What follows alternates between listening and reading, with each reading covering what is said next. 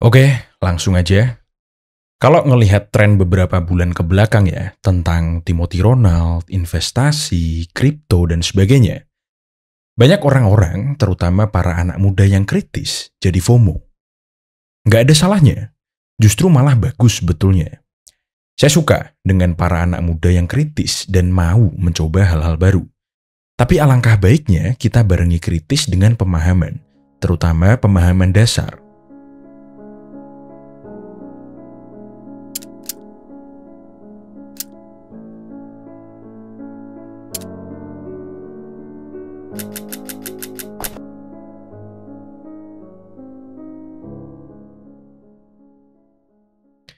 Jadi kuliah kita hari ini akan membahas tentang pentingnya menabung dan berinvestasi. Dulu, waktu saya masih muda, saya ini termasuk orang yang hampir nggak pernah menabung. Saya sih mikirnya, nabung juga buat apa? Selama pendapatan bulanan saya banyak, ya nggak perlu nabung kan? Kalaupun nabung, saya paling cuman beberapa bulan aja. Itu pun pada akhirnya saya belikan something, beli barang-barang mahal dan liburan yang mahal. Tapi ada dua hal yang menyadarkan saya tentang pentingnya menabung.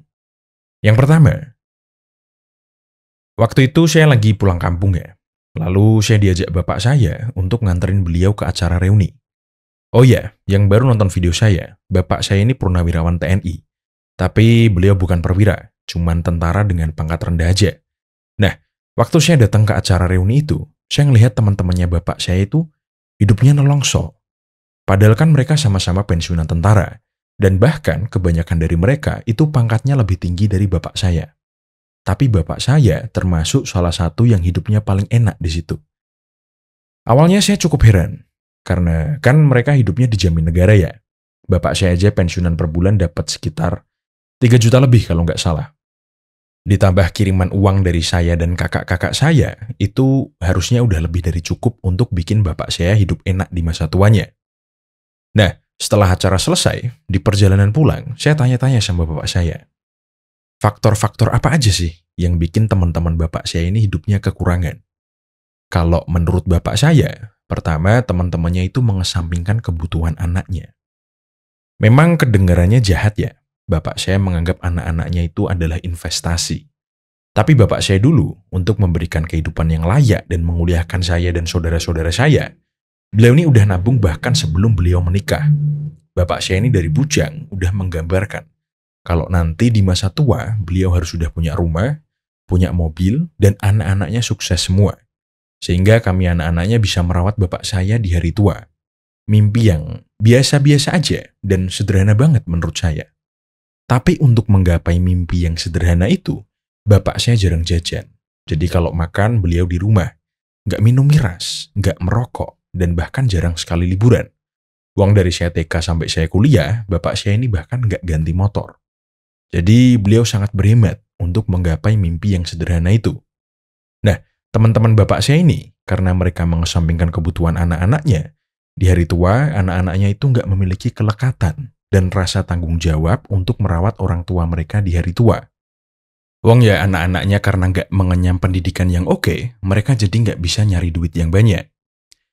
Dan kalaupun mereka merasa dan ingin merawat orang tuanya karena ekonomi yang terbatas, mereka jadi nggak bisa. Faktor kedua, hidup boros dan lifestyle yang jelek. Menurut bapak saya, teman-temannya ini mereka suka sekali jajan di luar. Mereka rokoknya juga kenceng. Hal-hal jeleknya pun juga kenceng. Udah rahasia umum lah hal-hal jelek seperti apa. Alasan yang kedua, yaitu pentingnya dana darurat. Waktu itu saya pernah dipinjemin uang teman saya untuk biaya lahiran anaknya. Tentu dong, karena masalah urgen gini pasti saya pinjemin. Tapi yang jadi pertanyaan saya, kenapa kok belum dipersiapkan? Terus, saya pernah minjemin teman saya juga yang baru kecelakaan untuk biaya operasi. Karena kalau nggak salah ya, dulu katanya itu BPJS itu nggak mengcover kecelakaan. Bayangin aja kalau dia nggak ada yang minjemin uang. Jadi, punya tabungan yang bisa digunakan sebagai dana darurat itu penting. Lalu, pelajaran apa yang bisa kita ambil, Pak? Ya, betul. Kita nggak akan selamanya muda. Dan tentunya semakin kita bertambah tua, kita akan semakin kesulitan untuk bekerja. Maka dari itu, kita perlu mempersiapkan dana untuk pensiun. Iya dong, apalagi untuk kita orang-orang yang bukan dari keluarga kaya.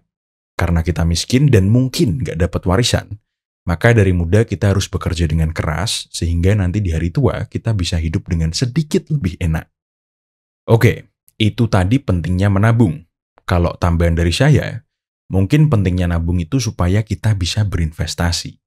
Dan ketika kita bisa berinvestasi, itu akan memudahkan kita untuk lebih santai dalam bekerja. Terus, apa korelasinya, Pak, antara menabung dan berinvestasi? Saya udah sering sekali bahas ini ya. Jadi, sebelum kita berinvestasi, hal yang pertama yang perlu diperhatikan adalah pola hidup nyaman kita dan pendapatan kita. Katakanlah, untuk kamu hidup nyaman dalam sebulan, kamu harus menghabiskan 5 juta. Buat merokok, buat makan, buat bayar wifi dan sebagainya, bayar kos, dan lain-lain. Kamu butuh 5 juta. Nah, kalau sekarang pendapatanmu cuma 3 juta, ya udah, kamu cari cara dulu biar pendapatanmu bisa lebih dari 5 juta. Caranya, Pak, saya nggak menyarankan bisnis ya. Tapi kalau boleh ngasih saran, kalian invest dulu leher ke atas. Kalian bisa ikut kursus. Lebih baik lagi kursus yang hard skill.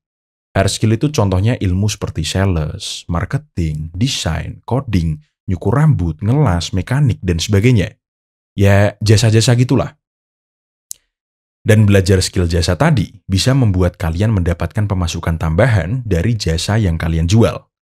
Setelah kalian bisa memiliki pendapatan yang lebih dari yang kalian butuhkan, sisanya itu kalian tabungkan. Ditabungkan sampai berapa, Pak? Sampai 6 kali dari total kebutuhanmu sebulan. Kalau bisa sih lebih ya. Gunanya untuk dana darurat. Nah, setelah dana darurat itu ada, baru kalian boleh berinvestasi. Dan pastikan ketika kalian berinvestasi, selain kalian harus belajar dulu, kalian juga harus memilih investasi yang tepat. Jangan kayak bocil-bocil kripto yang FOMO ya, yang selain dia nggak punya ilmunya, pakai duit orang tua, bayar kelas mahal-mahal, cuman ngikutin sinyal dari influencer. Akhirnya hanya merugikan dirinya sendiri dan orang tua. Jadi buat kalian yang baru mulai berinvestasi, kalian bisa mulai dengan investasi yang low risk, tapi returnnya pasti. Contohnya, deposito BPR. Buat kalian yang belum pernah cobain deposito BPR, kalian bisa buka deposito BPR melalui platform Deposito BPR by Komunal. Di platform itu ada lebih dari 370 BPR yang tergabung. Kalian bisa buka deposito ke ratusan BPR hanya dalam satu aplikasi aja. Bunganya pun tinggi, 6,75% PA, lebih tinggi dibandingkan bank umum, dan dijamin LPS hingga 2 miliar per nasabah per bank. Pilihan tenor pun bervariasi, mulai dari 1, 3, 6, sampai 12 bulan. Selain itu, kalian bisa dapatkan cashback 100.000 dengan buka deposito mulai dari 1 juta, dengan tenor 3 bulan dengan menggunakan kode referral kuliah melalui aplikasi deposito BPR by Komunal. Nanti linknya saya taruh di deskripsi atau kolom komentar. Kalian juga bisa download aplikasinya Deposito BPR by Komunal, cari aja di Play Store atau App Store. Deposito BPR by Komunal, pilihan tepat, menabung lebih untung, lebih aman, dan lebih praktis.